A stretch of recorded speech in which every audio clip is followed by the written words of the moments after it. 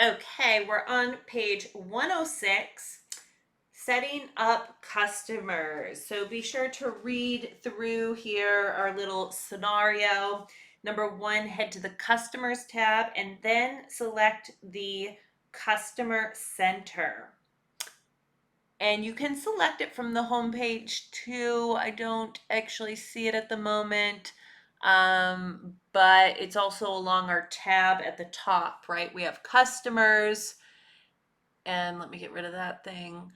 So yeah, we get customers there, and then we have customers at the top. Both will take us to the customer center. This is the customer center. The vendor center also looks very similar. Um, Number two, we're going to click new customer and then add multiple from that drop down. So this is similar to the item listing as well. Number three, click customize columns. So again, we're going to customize these columns along the top based on our available columns on the left by adding them to the right, and we can move them up or down with those options. So remove all options except name and company name, so I'll just go ahead and remove these. There we go. So all we have, name and company name. I guess I messed up name. Name is at the top. There it is. Name, company name. And now we're adding in customer balance and opening balance as of date. And we click OK. On to number 6. Type in Orlando Water Sports in the name and company name column. So those are just, you have the option to have those be different. Often they're the same. And now we're given the beginning balance, which is 48,300. You can see the column we're in, and then the date 12/31/21. So this is the balance that customer owes us when we're moving into QuickBooks for the year 2022. And so now we're on to number 10, and they say add the following 2 customers. So we have 2 to add in here, entering all that same information. We'll go ahead and speed this up here, and you can pause it and go do the same yourself.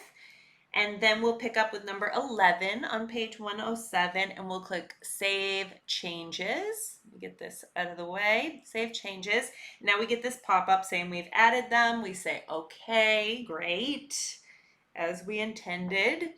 And now we should close, and we'll be back at the Customer Center. And now it says select Buena Vista Sports from the list on the left. And then we can see the details on the right. But if we see the date options under the transactions tab, this is going to show us all transactions from this customer, but we have to choose the dates.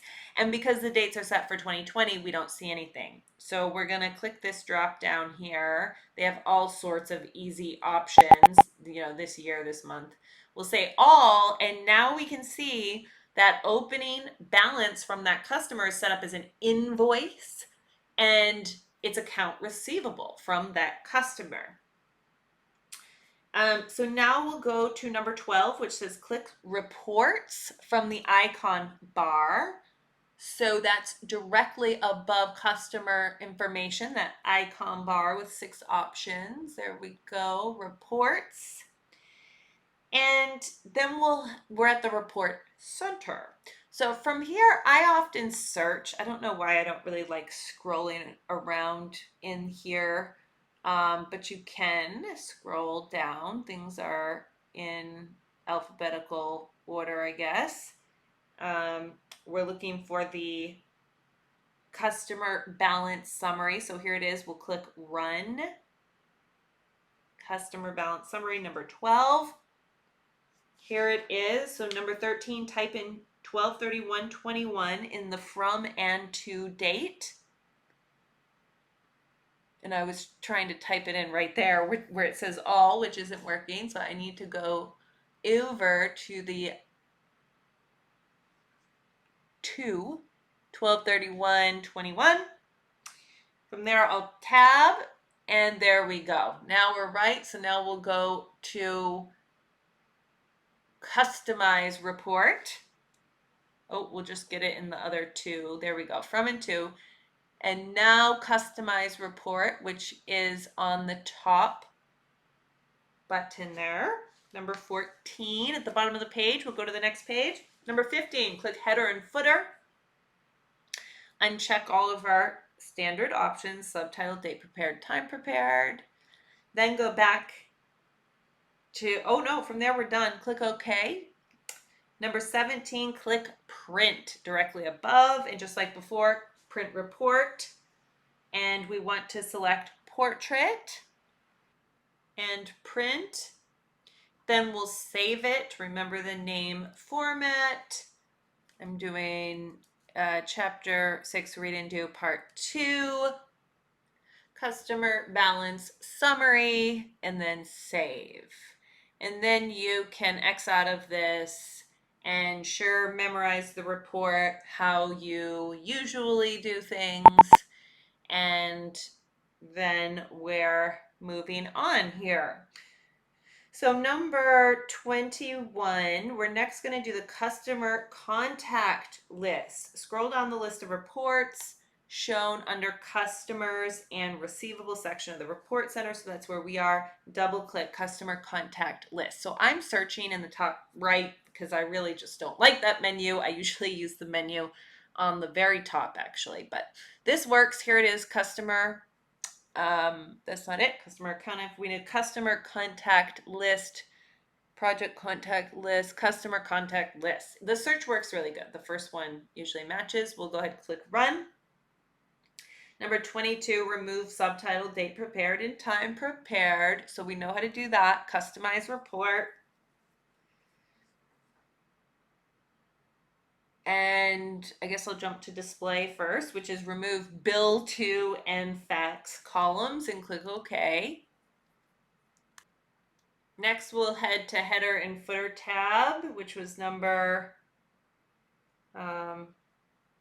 22. It just doesn't say that, and we need to edit out the standard options there. Then we'll go to print the report. So we're 24 and select report, select PDF as the printer, and then make sure we've got portrait, which is automatically there, and print. Now we need to save it, right? Our normal list here, chapter 6, read and do part 2, customer contact list. And we'll go ahead and click save, then close out of everything. Just X on out of things here. Okay, sure, we can memorize it or whatever. We're just not really going to reuse those, but it's good to follow that. Now we need to check our reports, right guys? Because if things like aren't showing right and on one page, that matters. So we want to make sure that it looks right. So there's our first one, customer balance summary looks good. Let's look at the contact list. Oh, ugh. That looks bad, doesn't it? Looks pretty bad. In all those columns, we don't even have phone numbers in there. So like, what's the point? Primary contact or phone number. So I go back in to the report center, search the report in the top right. Here it is. I'm going to open it.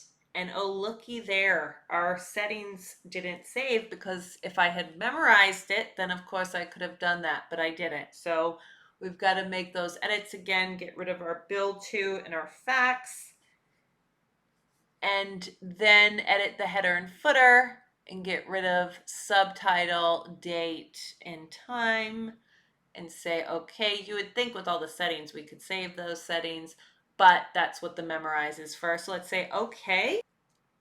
So let's try and make these columns smaller. If we go, you can see that little cursor that gets the 2 arrows on each side when you get right lined up on that line. And there we go. We can make them smaller considering we have no information in them. We obviously don't need them big. So let's go back into the print, report, PDF, landscape, correct. And now let's click preview. Oh no, sorry, portrait. We want portrait. And let's go to the preview button. There we go. We can see one page in the bottom right and on the top. And so we got that. So we'll save, and now we'll just select the other one we saved, and it will replace that, which is perfect. Say save, and now we'll get, do you want to replace it? Yes. And that's easier, so you don't have to worry about deleting the old one and that sort of thing. So great job. Make sure to check your reports. We'll close out of the reports and the customer center, and we're going to move on to vendors on page 109. Number one, we're going to set up an existing vendor. So the vendor tab on the top, we can go to vendor center. Let's open up this here by adjusting that. You can see we have one vendor, the Florida department that we added before. Now we're going to go new vendor, same place as new customer, and add a vendor, not multiple vendors. We have that same option. We're going to add one. Number three, type Malibu Boats in both vendor name and company name down below. And we'll follow these instructions here. Number three. Number four, we have a beginning balance, which is up at the top under the name. So we have 76,000, which means this vendor, we owe them 76,000 as of 12/31/21. And if we go down to number 6, click the payment settings on the left, and you're just noticing these different options. And there's actually options under all of these tabs: tax settings, account settings, additional info. So you can do all sorts of stuff with vendors and customers, so that when you pull up an invoice or when you create a quote, or in this case, a purchase order, then the information is already there. So we have things like payment terms for our vendors here, their account number, billing rate level, and a credit limit. So what's their credit with us if they have automatic credit terms. And then we'll click OK once we're done here. Or I X'd out, which is the same. Do you want to save? Yes. And now we're on to number 7. So click vendors and payables. We're going to the report center. Sorry, we click reports on the top, then vendor and payables. And we're looking for the vendor balance summary. Now, I really prefer to use up here, reports, vendor, or let's see, vendors and payables, and then vendor balance summary. All of them are always there, all the options. So we're on to page 110, type 1/1/2022 in the from and to boxes. And then we'll have our amount correct. And now we'll customize. Number 9, customize report. Number 10, header footer, our standard. And then we're done. Click OK. And now we're going to go print number 12 and then select report. We get that same print report. Number 13, we want to choose portrait again.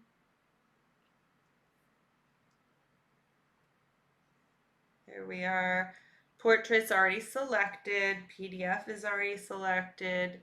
And we could do, I'm going to print, I'd recommend previewing first. And then I'm going to let you finish out. It's the same thing. You're going to then do the vendor contact list, just like we did for customer. So you go ahead and finish up page 110, pause this or whatever, and we'll see you on page 111. Okay, so number 1 on page 111, we're going to go chart of accounts. So this is on the home page right here. It's also under list, chart of accounts. We'll make this a little bigger here. This is our chart of accounts. In the bottom left, you can see the account button, which my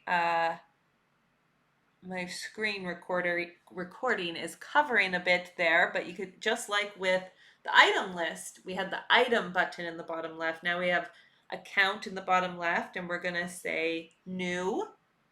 And our first thing is to select the type of account. And you can see we've got a bunch listed there, and then there's other ones from the drop down. So they're just more expensive than our traditional 5 types of accounts. We're going to select credit card and click continue at now we're into number 4, type in MasterCard. But that type of account is what? It's a liability, right, for a credit card. So They're just more detailed account types, but they all fall into our 5 account types, right? And then we're going to enter the opening balance, number 5, $1,000, and the date, number 7, 12/31/21. And then we can see that that matches our screen here at 6.25. And we'll click Save and New, which is going to pop up another screen so that we can enter another one. There we go.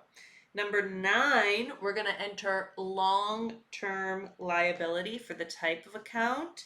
Number 10, we're going to type in loan payable as the name.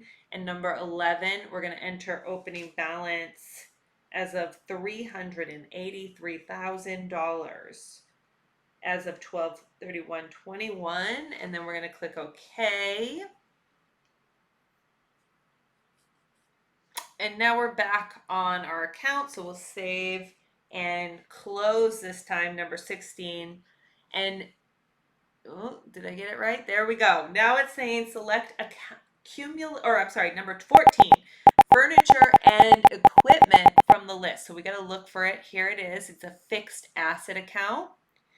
And if we can't double click, we've got to go down to account and edit account. Or there's those shortcuts. And now we're going to click enter opening balance because the account's already set up, it's already here. Now we can enter 7,500, number 15, and then the date, 12/31/21, and click OK. And then we'll click save and close. And now number 17, we're going to select accumulated depreciation, which offsets our assets, right? Which means we're keeping the details somewhere else in a fixed asset manager probably. So we're going to come into accumulated depreciation and click edit. Now I just double clicked. That's what happens if you double click, you actually see a register for that account. So these are journal entries that all have that one account in it. So instead, we're going to come down to that account edit and we'll enter opening balance. And we're going to have to do a negative amount, negative 7,500, because this is an asset account. And it's a contra asset account, which is why we're doing it negative. And we'll enter the date and OK. So number 19, now we'll save and close, and these numbers will all be saved in our chart of accounts, and then we'll close the chart of accounts window, this listing here. We'll go ahead and close this. So great job. We're almost done. We can see our totals here for our balance sheet, but we're going to look at these much better by going into the trial balance. So I'm going to do it my way, reports, and then we'll come down to accountant and taxes, and then trial balance. Ooh, where am I? Here we are, accounting and taxes, trial balance. So now we're at number 2 on page 113. We'll change the date to 1/1/22, and we have a figure 6.26, which is what we'll compare our screen to. Here we are. So we're exactly the same. You can see debits and credits are equal, right? They have to be. And you can see the balances of the accounts we added, right? Our bank balance, our accounts receivable, which was our customers, inventory assets, which was our items, the inventory ones specifically, furniture and equipment, and then that depreciation, accumulated depreciation. We have our MasterCard balance, our accounts payable, loan payable, and then we have our owner's equity accounts, right? Retained earnings and opening balance equity, which the way we handle that in this chapter is a little bizarre here coming up, but you know, I guess it happens. So we'll go on here to the next step, number 3. We'll close the trial balance and then the report center window, which I didn't use the report center, so we won't need to do that. It's of course going to ask if we want to memorize. They say no need since you didn't make any changes. And then number 4, select chart of accounts from the company section. So here we are back at the chart of accounts. Double click opening balance equity. So that's an account that's automatic when we're adding our accounts. And you can see how this was, each of the things we added, how it increased or decreased if it was a credit normal balance, the balance in opening balance equity. And so we get to the bottom here and we can add a journal entry. We only choose one account for each of these lines because the other aside is this account, opening balance equity. So that's how all of these registers work, as they're called. So you scroll down number 6 till you can see a row that has space, an empty row where my cursor is here, and type in 1/1/2022. That's number 7 in the date column in the first row available. There we go, 1/1/22. Tab.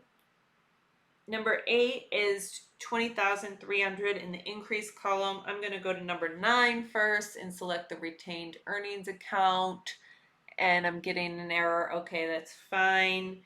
And now we're going to head over to the left column, which is an increase, which is a debit to our opening balance equity. And we're going to put in the $20,300. We've already got the retained earnings, and then we're going to click the record button, which is in the bottom right.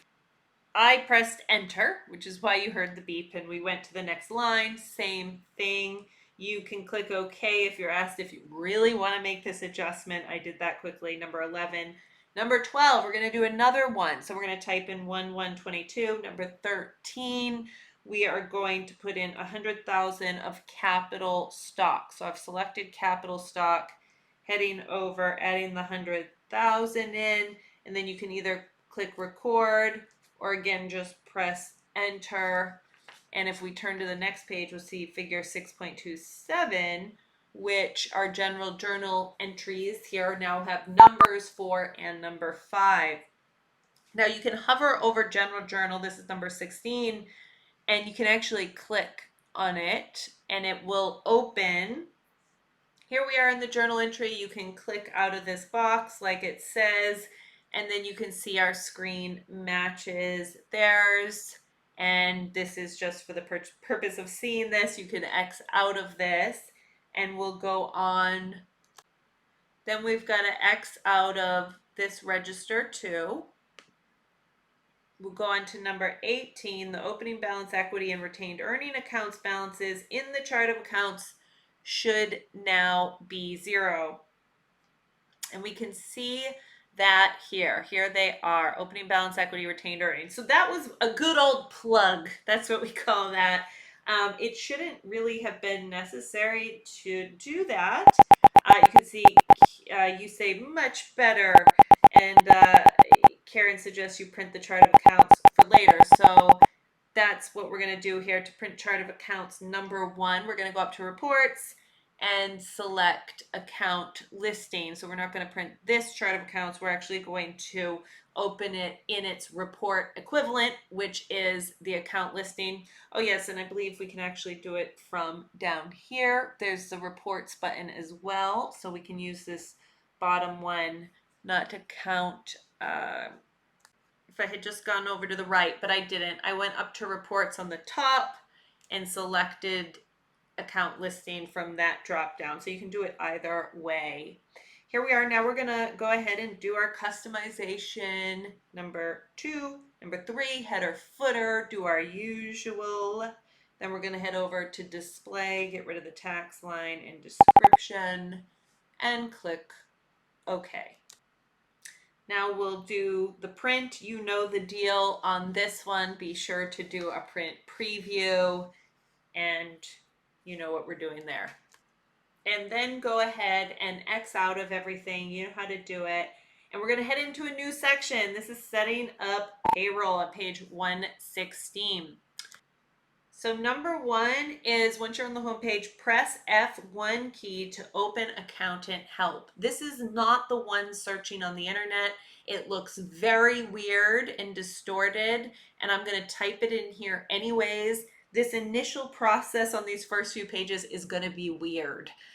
So watch this through and you just kind of have to follow along. So I'm typing in um, process payroll manually and then clicking that search button. Just do it really carefully, get the words exactly right. And then just like it says here, your first option is going to be the correct one. Trying to get this on screen so that you can kind of see it better. I've tried to play with like commands and zoom and getting it to look right, and it's just not really worth it. We can get through the process with this and then we won't have to deal with it again. So you can see this one in the little preview. The first option is correct. Just make sure what you're doing looks exactly like this. As far as this window and such. So now click the text that says set my company file to use manual calculation. Here it is right here. We're going to click that. You also have the figure 6.3 of it as well. And then these are a bunch of warnings like, hey, once you do this, you can't go back, and that's okay. We're going to click set my company file to use manual calculations anyways.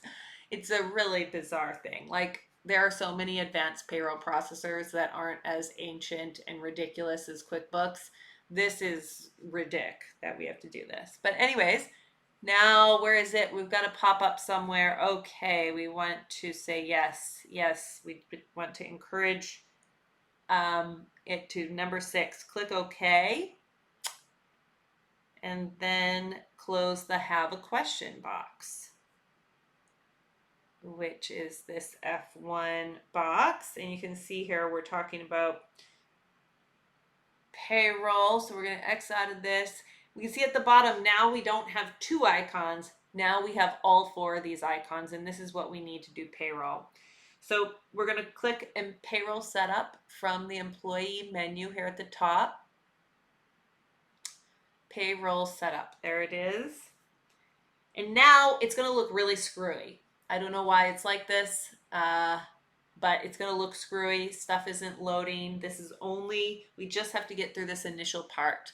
So in the bottom right, you can see these little tiny words. You can see number 2 is click continue button in the intro and company setup window.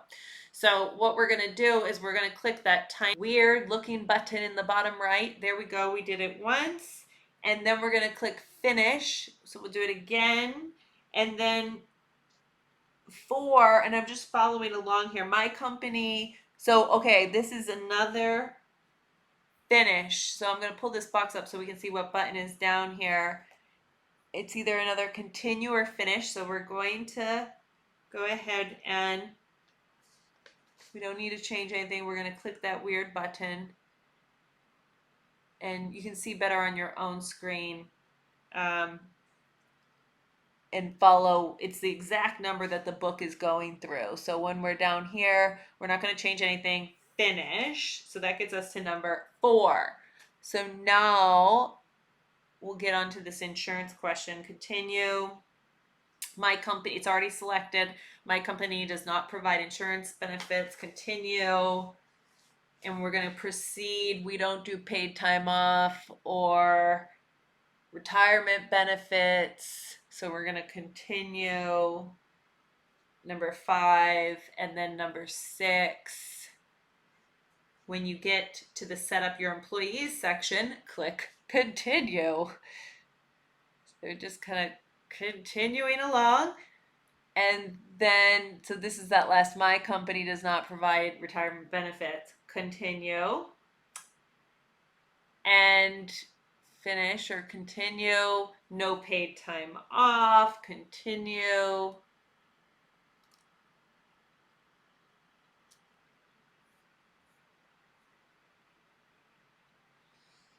There we go. And we're almost to adding the employee. I don't want to skip any of this so you can follow it exactly, but we're not really making any changes at all here. We're just going to, nothing else applies to our employee. And then it looks weird, but that's okay. We're just going to keep going. We're down to, you can see on the left that little follow where we're at here. We haven't changed anything. All the selections are correct. We've just been pressing that continue and finish button.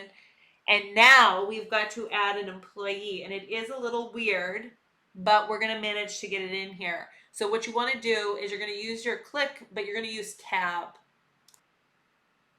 So after I typed in the name, then press tab, tab, and then tab down. And we can't see the address, like it's not showing. So I couldn't type in the address. So if yours is like mine, we'll just continue on here. We'll do the city and state, but I'm going to go back and I'm just going to use tab to, so after state is zip code. So if I tab, I didn't figure it out yet, so I'm going to go back and try it again. So I'm going back up here, tab, start typing the address. So I'm typing the address right now, just based on the last, going above to the name, and then tab, typing in address, tab, and I'm going to, when I'm done typing here, I'm going to tab, now I'm in city, tab, state, tab once, start typing the zip code. So you can see that yellow is selected, but I'm typing the zip code. And it works, which we'll see later on. Next. And now we'll enter this information from number 8, figure 6.33, her zip code, birthday, gender. So this screen doesn't have any issues, and neither do any screens that follow. It was just that address one, but they are still difficult to read. So we'll continue on here together. So we're on to top of page 119 next, and we need to make sure it's on monthly here and salary. So we'll change this to monthly. Salary, we're on hourly, so we need to go ahead and click the salary button, and then we're going to enter the salary amount of $50,000 and click next down here in the bottom right corner. And then number 10 says click next 3 times. So we're going to 3 times through. Now we're going to do a second next here on the direct deposit screen, because of course we're not setting that up. And now we're going to do a third next. I'm double checking to make sure this is it. No, I think we should change unemployment so it matches figure 3.5. So it was really 2 nexts. I guess I didn't count the first next from the original screen where we entered stuff. So all we're doing was that screen. This screen, we're changing married. That's it. On number 11. That's the only change that we need here. Leave everything else the same and click next. We're on to number 12 on page 120. And no, nothing needs to change here. Should be the box checked for unemployment, and no, and we'll click finish. And now we'll click continue, and it says number 14, click continue 3 more times to accept the tax items set up for you. It's hard to read them on this screen, but we'll go ahead and just keep doing that continue at the very bottom. And now we've got our pop-up for, we're at number 15, where we need to type in the tax rate. 2.7 is the Florida unemployment tax rate, and click finish. There, we put it at the bottom there, and now it's on our listing. We'll click next, continue, and then next. And here we want to accept the U.S. Treasury and quarterly. So we want to make sure the payee here is U.S. And then we select quarterly down here, which is very unusual. Most people are going to be monthly, but whatever, we're doing the quarterly, and then we'll do next. And here we'll accept Florida UC Fund as the payee, which is, we need to click this drop down and select quarterly here. And then next. And set up payment schedule for Florida unemployment insurance. So we're good. We've got the quarterly, we've got the Florida unemployment fund. So we've got that right. We're missing the number. There it is, right there, right below Florida unemployment number 196854102 is the account number. Then we can click finish, and then we click continue twice. And if asked, select no to a question about whether your company issued paychecks this year, which I do get. Here it is. We're going to change it to no. That's number 20. And then continue to number 21, continue, and go to the payroll center to finish the payroll process. So there we go. Now we're back at the employee. So number 1, click at the bottom, page 121, new employee. In that same place it was for customers and vendors, and it looks very similar. So now we're going to add another employee, Mr. Ryder Zakovia. So I'm speeding up entering this information. And then just like we went to payment terms tab, we're going to click payment info tab on the left. Number 5, select monthly as pay frequency in that box there. And then select hourly as the item name in the earnings section. So here's the earnings section right below. When I click in there, all of a sudden there's more options, and if I start, you can click that little arrow on the right, or you can just start typing hourly. And then we'll put in $15 on the right there, press enter, number 7. Now we'll go into page 122, 8 at the top left, click taxes button on the right, and enter the following information for federal tab. Ryder is single, subject to Medicare, Social Security, and federal unemployment. So those are already selected. We don't really need to change anything else. Click the state tab and select Florida as where he's working, and for withholding as well. So we'll select Florida from those drop downs and nothing else to really change. Then we'll click OK. And they said 2 times here at number 10 to finish entering Ryder as an employee. So OK, and then OK. And then it says number 11, select leave it as it is when we get this question about if the payroll information is blah, blah, blah. So number 12, now we're going to go to the reports menu. I'm going to do it my way and go to employee contact list. Actually, they're telling you to do it my way that time. And then there it is. Now we're going to go customize the report, of course, and do our usual customization, header, footer, and then the display, and we'll take main phone number off here. There we go. And we'll say okay. Resize the columns as necessary. It looks like the columns should be okay. We'll go to print and then report and then PDF. We've got portrait, and we'll do the preview to make sure we're on one page. Yes, we are. We'll click close and then finish printing this and saving it as Chapter 6, Read and Do, Part 2, our employee contact list. Then we'll go ahead and X out of everything.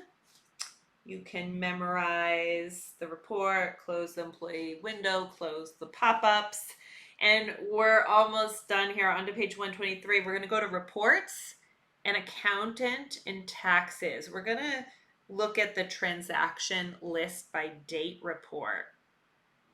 So here we go, accountant and taxes. And then we'll see here transaction list by date near the bottom. Oh, no, by account, by date.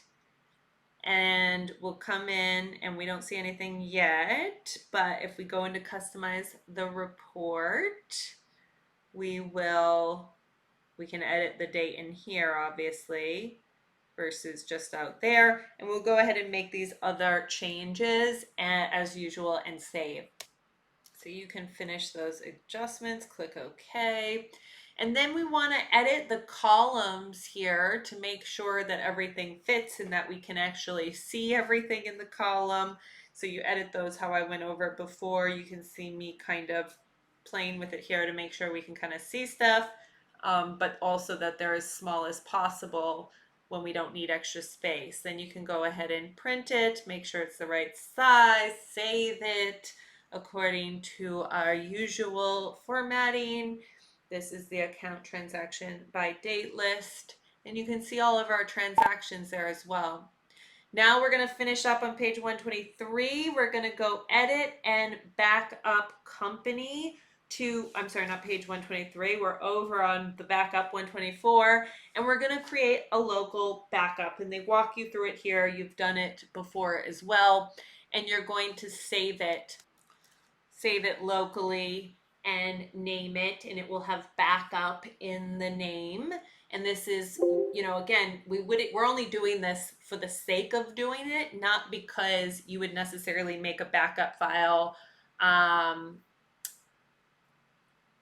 I guess it would be a good thing to do after setting up a company like this and entering all of this. If you're done for the day, you probably would want to create a backup. But it's not something that you need to do if you're not instructed to do it. So you can see here the difference. What I'm showing you on the screen here is the difference between that bottom one is a company file and that top one is the backup file. You can see that over to the right under company type. QuickBooks company backup file, QuickBooks company file on the bottom right, and it's much bigger file as well. So you can see under that type column. And you can always right click on a file and click get info as well, and to know what a file type is if you don't see that on yours. That's all, guys. Great job with chapter 6.